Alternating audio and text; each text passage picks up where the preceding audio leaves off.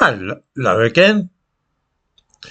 It is generally agreed, even among her parliamentary colleagues, that Diane Abbot is not numbered among the great minds of our time.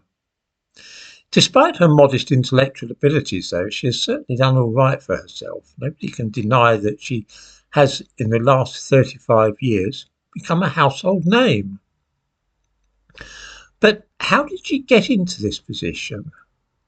Who, other than an old flame like Jeremy Corbyn, could possibly imagine that she might make a good Shadow Home Secretary? How did she even become an MP in the first place? I knew Abbott slightly before she was an MP, and I was living in Stoke Newington in 1987 when first she was elected to Parliament. I watched the whole process of her rise to power with great interest. In the mid-1980s, I was living in Cazenhoff Road in Stoke Newington. I was working partly for ILEA at that time, the old Inner London Education Authority, and I had a lot of dealings with various left-wing groups. This is when I first became aware of Diane Abbot. The MP for Hackney North and Stoke Newington at that time was an old guy called Ernie Roberts, or Red Robbo, as he was also known due to his ferociously left-wing political views. He was 75 at the time of the 1987 election, and his credentials as a Labour MP were impeccable.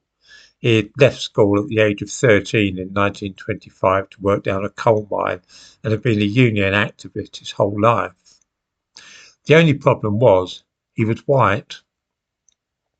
After the 1983 election, which had been a Tory landslide, the Labour Party was worried that they needed to be more relevant and reflect the communities a bit more than they seemed to be doing at that time. After all, here was a constituency with loads of black people and Jews, and all Labour was offering was an old white guy. The decision was made to ditch Ernie Roberts and replace him with a young black woman. It was as simple as that.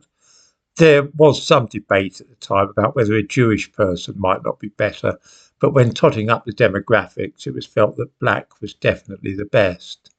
Diane Abbot was young, personable, and engaging. She was not brilliant, but she had been race relations officer for the National Council for Civil Liberties, and she'd worked for the GLC as well. She had all the right chums. In short, she was a perfect match. This was, of course, all a purely visual thing. She looked the part. Young, black, female, not too left-wing, just what Neil Kinnock's New Look Labour Party was after. So it was that Ernie Roberts was deselected and Diane Abbot was, as we now say, parachuted in. She was duly voted in 1987, and hey presto, Labour showed itself the party for modern Britain, in that it now had the first black woman in Parliament.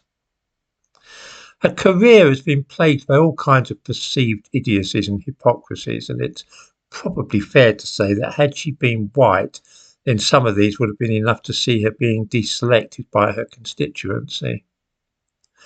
Nobody, though, wishes to see the longest-serving black MP chucked out, and so she limps on. I won't go into all the stuff which has caused controversy, such as denouncing parents who send their children to grammar schools and then subsequently sending her own son to a fee-paid private school. Whenever something like that threatens her position, Diane Abbot immediately plays the race card. In that instance, she said that I'm a West Indian mum, and West Indian mums will go to the wall for their children. This was fascinating on many levels, not least of which was the fact that Abbott was born in Britain.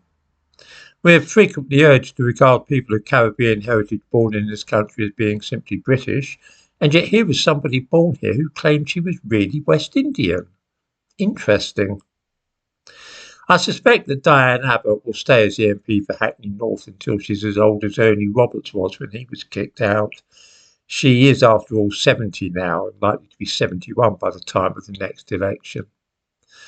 That somebody of such limited ability has been able to keep going in that role for so long is, I suppose, something of an achievement in itself and deserves some recognition.